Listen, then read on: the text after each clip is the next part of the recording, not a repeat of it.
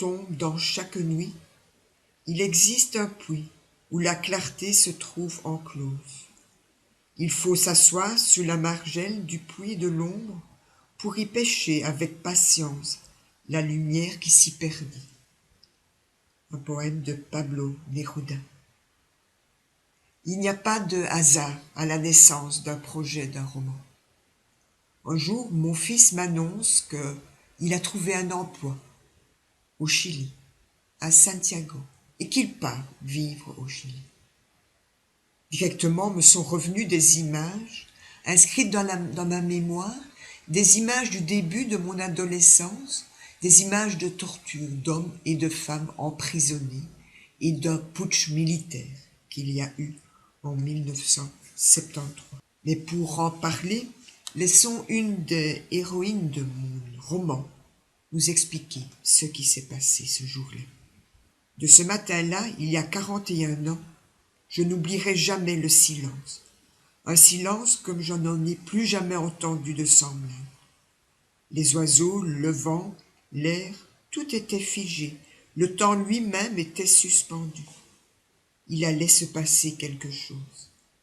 Malgré l'heure matinale, avec plusieurs camarades, nous étions rassemblés dans les cafés, dans des caves autour d'une radio.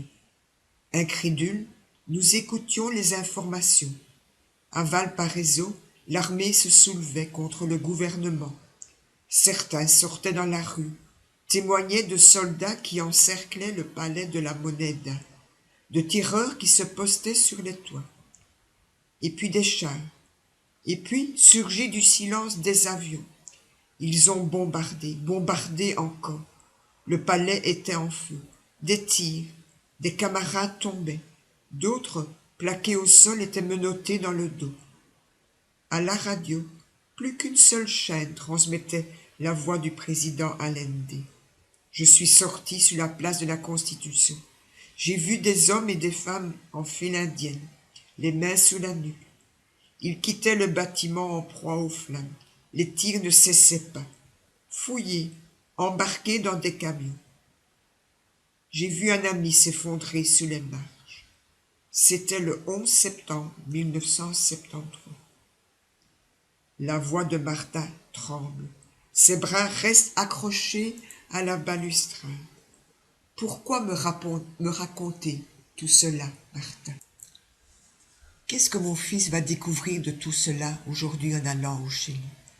Et d'une manière plus générale, au fond, qu'est-ce qui se transmet aujourd'hui, aux générations d'aujourd'hui, aux jeunes, de toute cette histoire récente qui s'est passée au Chili? En quoi est-ce que ces jeunes sont porteurs ou pas de l'histoire de leurs parents? Comment chacun essaye de se débrouiller aujourd'hui avec ce passé? Si j'ai voulu axer l'histoire de mon roman autour de Clarisse, une jeune fille qui se retrouve à Santiago au Chili, je vous laisse découvrir pourquoi, et qui croise sur sa route Martha, qui elle retourne pour la première fois au Chili plus de 40 ans après le putsch, j'ai aussi voulu intégrer la voix d'un officier du gouvernement de Pinochet, pour justement avoir ce regard pile et face sur l'histoire, car c'est avec ces tendances de gauche, de droite ou d'ailleurs que la population chilienne doit se débrouiller aujourd'hui. C'est avec ces tendances-là aussi que les jeunes doivent essayer de se construire. Donnons un instant la parole à cet officier du gouvernement de Pinochet. Des mois, des semaines, à devoir passivement subir ces marxistes révolutionnaires. Les voir s'organiser, comploter, s'opposer par la force à ce qui pouvait empêcher le pays de sombrer plus bas encore. Nous avions des listes de noms, nous les prenions en filature. Dès les premières heures, Victor Jara a été piégé dans une rafle au cœur de l'université. Ces universités devenues des repères d'illettrés, s'illusionnant de pouvoir accéder au pouvoir, à l'élite. Victor Jara était là, débarqué d'un camion avec la fermeté requise pour un troupeau qui devait apprendre à reconnaître ses maîtres. Il se dissimulait, protégé par ses codes ethniques. Il affichait l'arrogance de ceux qui croyaient que cela ne durerait pas, que leur président les délivrerait.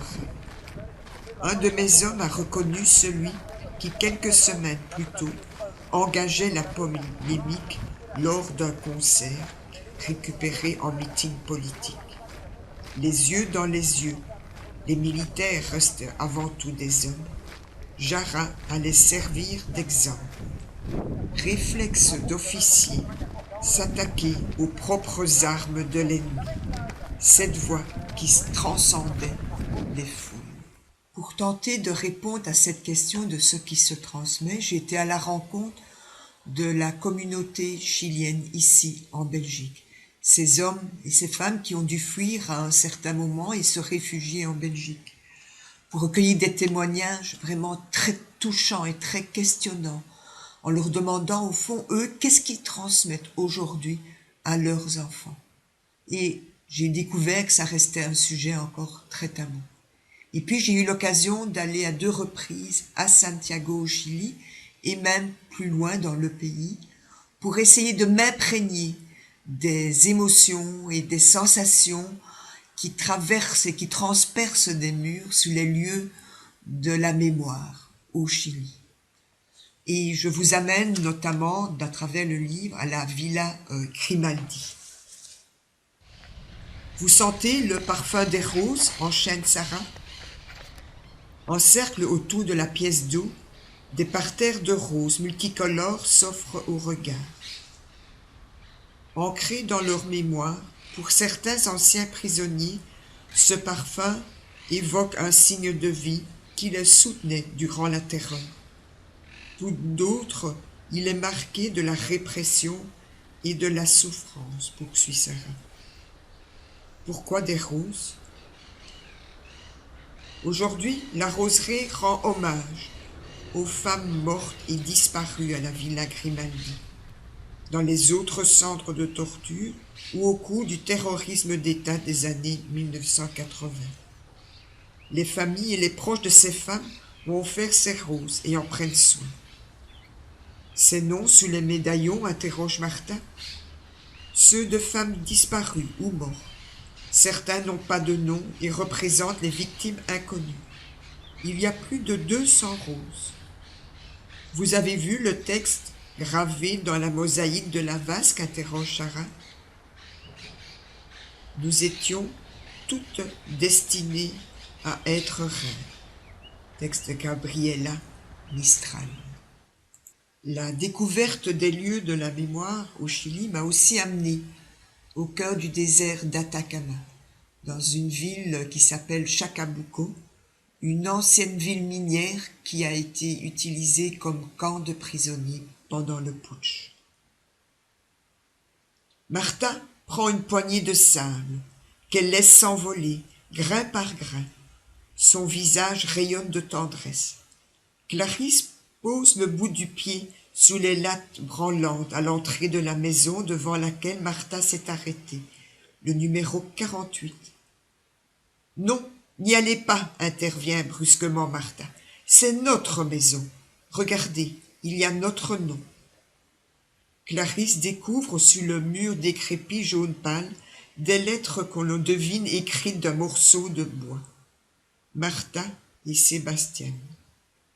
L'ardeur du soleil lui pique les yeux quand elle imagine les 18 lits métalliques superposés, la chaleur, le froid, les odeurs, la promiscuité. Clarisse ne reconnaît plus Martha, ses émotions contrôlées, sa détermination à rester maître des événements. Clarisse décide de laisser Martha à l'intimité de retrouvailles avec un passé qu'elle ne soupçonnait pas. Clarisse poursuit son chemin jusqu'à un trou béant dans le mur de l'enceinte. À perte de vue s'étend la frontière naturelle du désert. S'échapper à pied signifie la mort. Le vent n'accorde aucun répit. La rencontre entre Clarisse et Martha se poursuit en Belgique, et notamment dans un local où se réunit la communauté chilienne. Assise en retrait sur un haut tabouret, Clarisse ne voit que l'arrière des terres. La dominance noire des cheveux ne reflète pas les marques du temps. De profil, un nez aquilin, un nez droit, un autre épaté s'offre à son indiscrétion. Il y a 45 ans, ces femmes et ces hommes battaient-ils tous le pavé au même rythme? Le poing gauche levé, reprenaient-ils tous en chœur, à en perdre la voix, les textes militants du troubadour des sans-voix, abattus dans les premières heures du putsch? Combien de ces corps sont-ils marqués de séquelles indélébiles par les coups de l'ennemi? Quelle force anime ces mêmes corps, ces mémoires qui n'ont rien oublié, pour rire, boire, chanter, vivre aujourd'hui. Clarisse frémit, retient son souffle. Elle se sent si petite. Écrire un roman à partir de faits historiques réels, c'est toujours se poser sous l'influence de mon propre regard sur mes rencontres avec cette communauté chilienne ici en Belgique et au Chili, sur mes lectures, les films que j'ai vus, mon propre regard en tant que femme, en tant qu'auteur. Avant de vous laisser à votre propre quête à travers les pages de Pile et Face, je voudrais partager quelques lignes de ce qui n'est pas un épilogue. Au nom d'un ennemi individuel ou collectif, jusqu'où pourrions-nous transgresser nos frontières, compromettre nos valeurs, nos certitudes? Pour qui? Pourquoi? Clarisse et Martha m'ont devancé sur le chemin de la quête du sens et du non-sens des choix dans une vie. En posant le point final de ce roman témoignage, j'avoue ne pas être en mesure d'affirmer une réponse qui ne serait que théorique à mon questionnement.